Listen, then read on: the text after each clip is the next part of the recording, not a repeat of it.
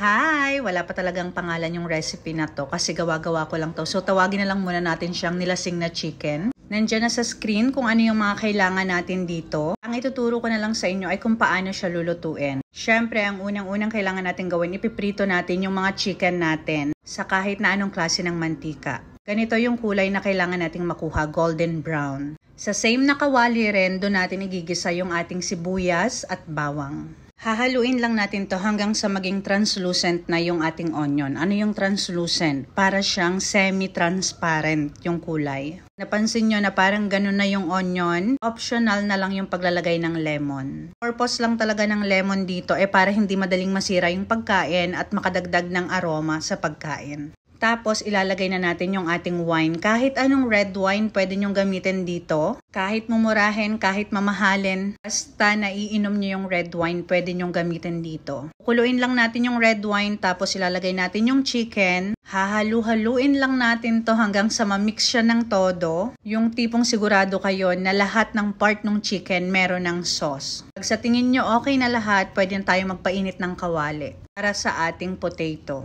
Pero kung wala kayong extra budget, hindi nyo na kailangan gawin to. Para sa potato natin, yung mga kailangan natin nandyan na din sa screen. At ang pinaka-importante sa lahat, tandaan nyo na bago ko to ginawa sa potato, napakuluan ko na yan. Ibig sabihin, luto na yung potato natin. So parang iginisa lang natin siya sa butter at garlic. Tapos lalagyan natin to ng konting salt and pepper at parmesan cheese. Halu-haluin nyo lang din siya ng konti at pagkatapos eto na, pwede nyo na siya i-mix sa ating chicken. Ganun lang siya kadali gawin. Kaya subukan nyo na sa mga bahay nyo at sabihin nyo sa akin kung ano yung feedback nyo para sa recipe na to. Huwag nyo rin kalimutang mag-subscribe para sa mga susunod pa nating cooking videos. Thank you! Bye!